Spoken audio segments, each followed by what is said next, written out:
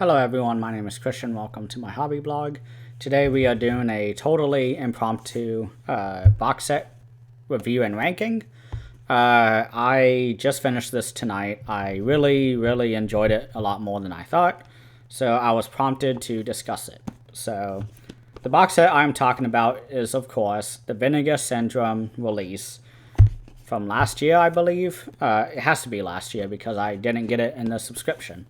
This is the volume 1 of the Televised Terror box set. It comes with 3 movies: Are You in the House Alone?, Calendar Girl Murders, and Child in the Night. 2 of these I loved, honestly, and 1 of them I did not like. I'm going to try and remember the plots of each one. 2 of them I know pretty clearly, but 1 of them I don't remember all that much, and I just watched it yesterday, I think. But we're gonna go in order of how it appears on the spine, which is right here. Are You in the House Alone?, Calendar, School, or Girl Murders. I keep wanting to say we phone School Girls. Calendar Girl Murders, and then Child in the Night. So the first one is Are You in the House Alone? This is what it looks like. One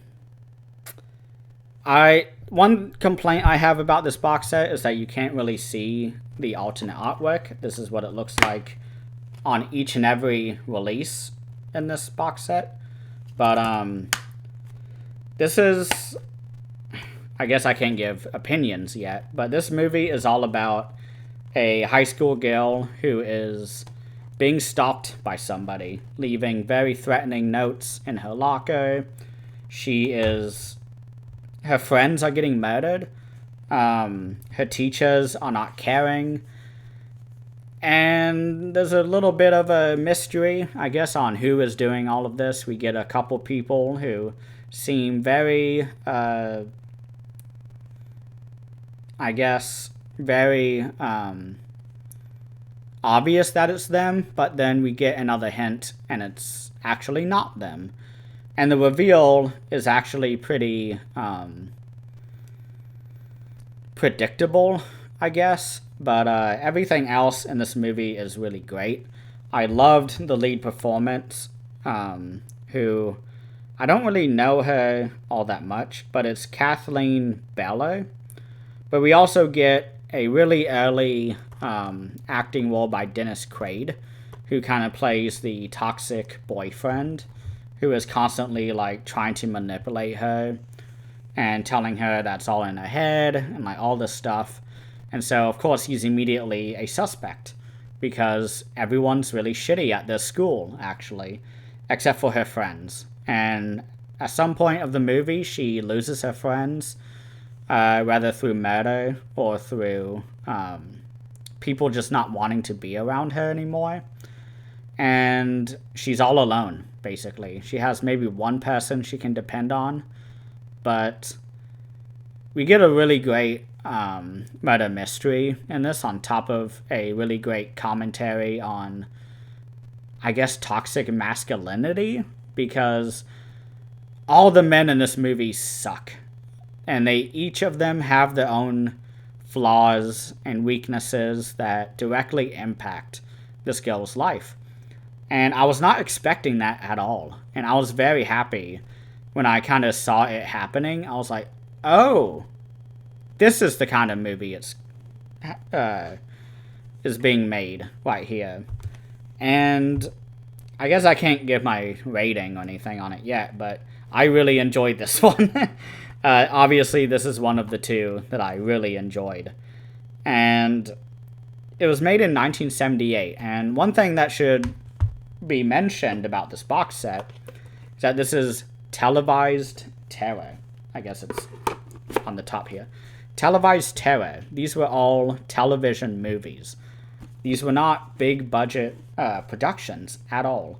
And so you definitely get that. You get this 4:3 ratio that at some points of the movie takes away from the visual aspect. Because 4:3 is very close to actually how my camera is right now, because if I make it widescreen, I have to blow myself up beyond what the limit is. And I don't want to do that, so that's why I have the bars on the side, by the way. But it's the same thing for these movies. It's all black bars on the side. You don't get a wide angle ever, unless they're really far away from the camera. But anytime they're indoors, that's not going to happen, because they just don't have the space. But they actually shot at a school, I believe, for this one, because it looked really authentic. It looked like a school.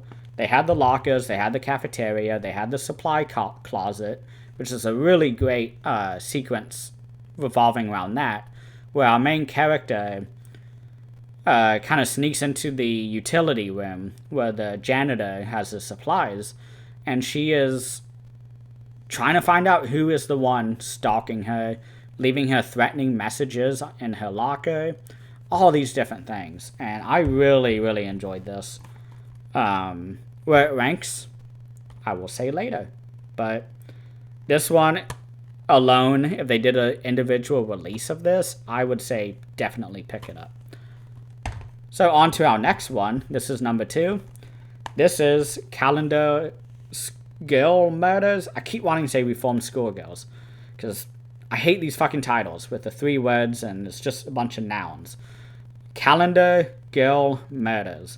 This one is all about different models in this modeling agency being killed off by somebody. We don't know. The model agency is in an apartment. They use an entire apartment to do the photo shoots. And we get a pretty awesome and also awkward photo shoot scene, like right at the beginning, right when the credits end, where we see all the models doing their model work, but then it just turns into like sleazy producer walks in, and he's telling them like, oh, you're too fat, you know, oh, you're too skinny, are you like anorexic, you know, and all this stuff, which isn't good at all, problematic, I would say. But basically there's a murder going around. I mean, I've said it, but there's a murder mystery. That's kind of the main storyline. There's not much else. There is a romance between our main character and a cop. And honestly, all of them have that plot element. Is one of our main characters being romantically involved with the cop. And 2 of these movies, the cop is played by one person. And I believe it's this movie, Tom Skerritt, who is someone who I didn't know until I looked him up, because I noticed he was in 2 of these movies. This one and the final one, Child of Night, or Child in the Night. Tom Skerritt was in Alien, Top Gun, was in MASH, Are You in the House Alone? Or no, Child in the Night, I'm sorry. He's been in a shit ton of movies. He's one of those guys where you see him in a movie and you go, yeah, I know him.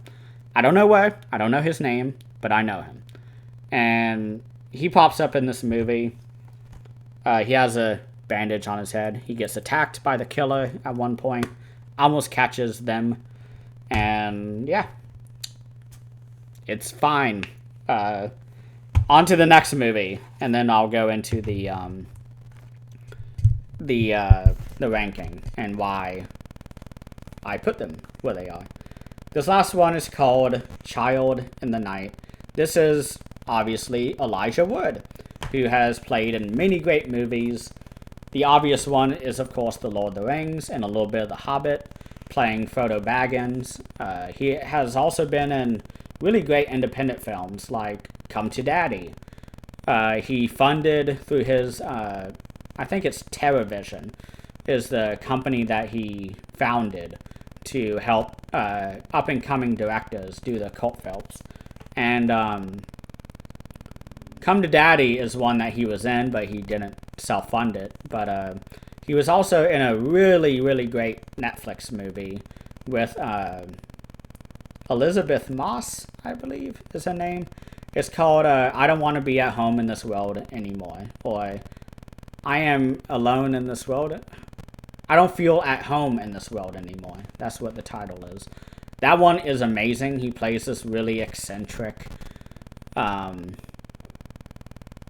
guy, and he helps Elizabeth Moss. I think that's who the actress is. Her silverware is burglared and stolen, which is very similar to Lord of the Rings with the Sackville Baggins.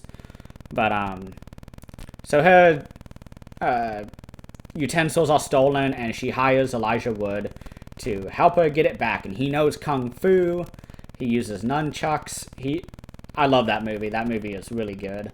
I don't think there's a physical release of the movies, which is a really kind of I hate that when Netflix does that, although Netflix is doing a little better nowadays in regards to releasing the movies on disc, which Criterion just announced that they're releasing Okja, which is a Bong Joon-ho film, and I am so excited for that. But we're here for Vinegar Syndrome, Televised Terror. The final movie is Child in the Night, Elijah Wood. He plays a little boy who's about, I guess, 8, they say in the movie. He witnesses his father's murder. And the murderer, we don't get a clear view of. He's in a yellow jacket, and he has a meat hook as his main weapon. It's not a giallo at all. It sounds very giallo-like, but it isn't. This is a movie all about Elijah Wood having to work with a psychologist because he's a child. And he is completely traumatized by witnessing his father's murder. But only he has the details to solve the murder mystery. And so throughout the movie, we get this psychologist character who is absolutely amazing. She has some background behind the scenes going on with her character that is just really heartbreaking because she's a psychologist, a child psychologist. And she's had some really fucked up experiences throughout her career. And she separated from her husband when she found out that she was infertile. And there was a really great scene involving that, where she kind of talks to our Tom Skerritt cop. And he's also divorced. And so we get a little bit of, are they going to become romantically involved? They have a lot of really great, dry quipping. It's not like a Marvel movie where it's, in your face, like, you laugh right now, like you're supposed to be laughing. For this, it's just in line with the characters, which I really enjoyed. But the thing that really puts this movie above a lot in the genre is that Elijah Wood is a really great actor in this. This is his first role that he has ever done. He maybe did school productions. I think he's talked about before. But this is his first movie. And the entire movie is him using Peter Pan references and pretending to be Peter Pan to relive the murder of his father, to try and figure out who killed his father, because in his mind, in his childlike, or I guess child mind, it's not like a child's, because it is a child's mind, but he sees Captain Hook, because this killer has a hook for a weapon. And so in his brain, it just mentally goes to the image of Captain Hook. And he uses the Peter Pan, I guess, mythology story to solve the murder for the psychologist. And the resolution for this is just so amazing. It is something not typical. It's unique. It was just really, really fucking good. So obviously this is one of the two that I really enjoyed. But now, let's go into the rankings. So the first, I guess I'll go from least favorite to favorite. My least favorite one is only because it just wasn't unique. The characters, there were no characters really that you would cheer for. It was pretty sleazy. I mentioned that, but if you haven't figured it out yet, my least favorite one was Calendar Girl murders. I did not care for this one at all. I did not rate it a 2 on my Letterboxd account, which, if you don't know, I have one. Ask me for the link and I'll send it. Calendar Girl Murders just wasn't... There was nothing to work with. It wasn't bad. I reserve 2 out of 5 on Letterboxd for the movies I really don't like. I just gave a movie recently that rating, which I am preparing for the Vinegar Syndrome, so it was 1 of 3 for the April package. So that I gave a 2 out of 5. But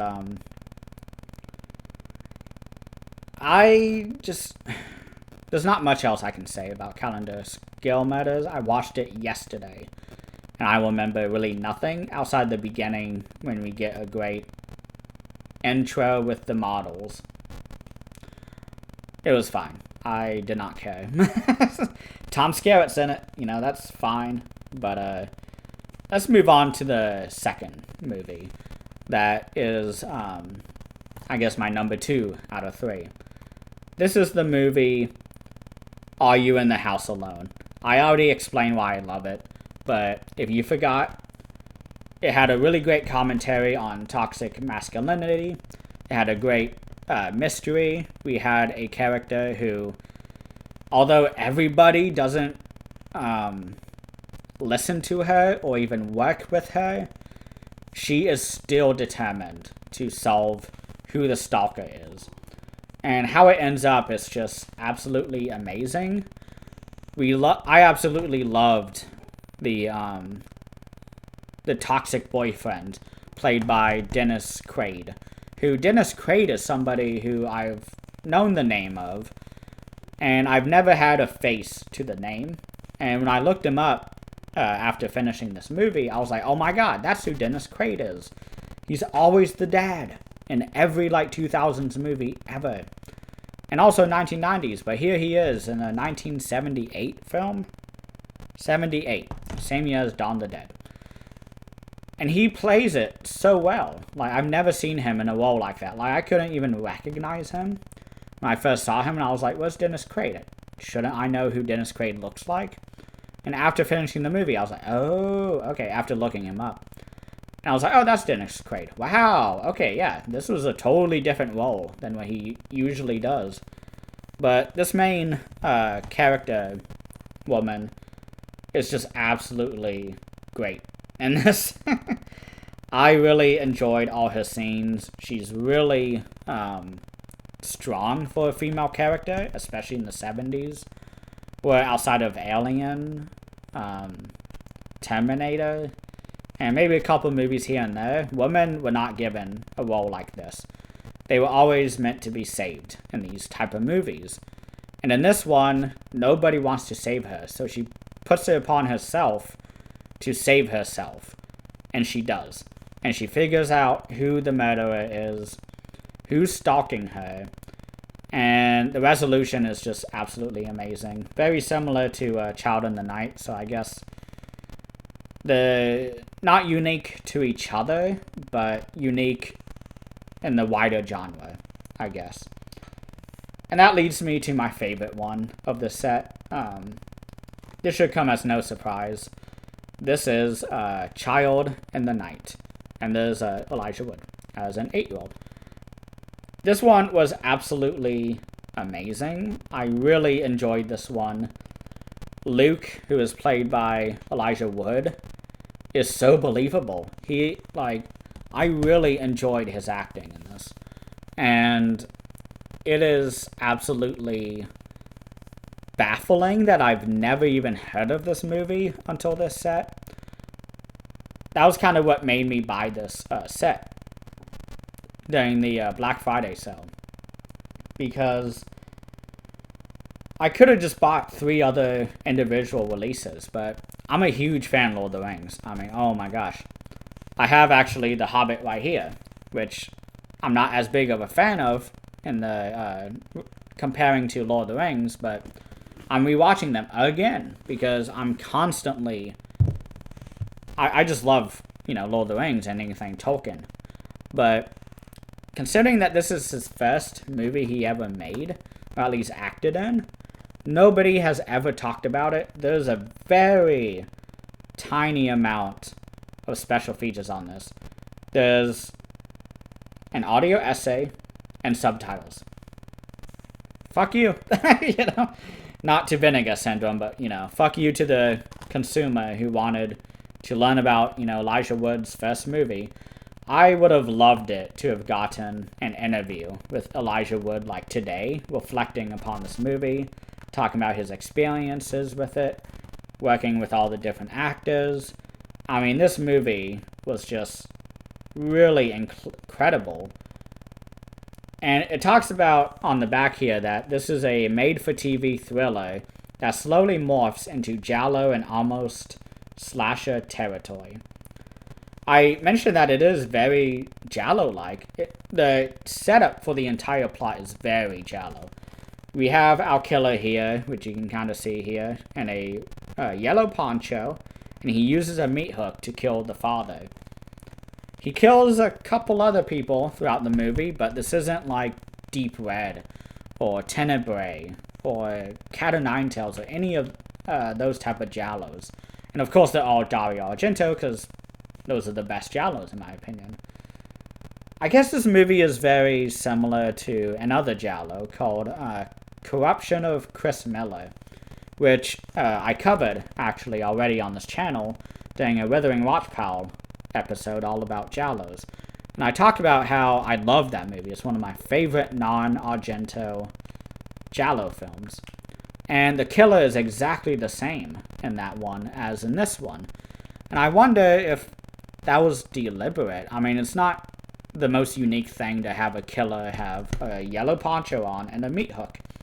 That's a very startling image. So I'm not surprised if it's not a deliberate choice by the director, but I really enjoyed the mystery of this movie and the dialogue and relationships between our psychologist and Tom Skerritt's character, who's a detective.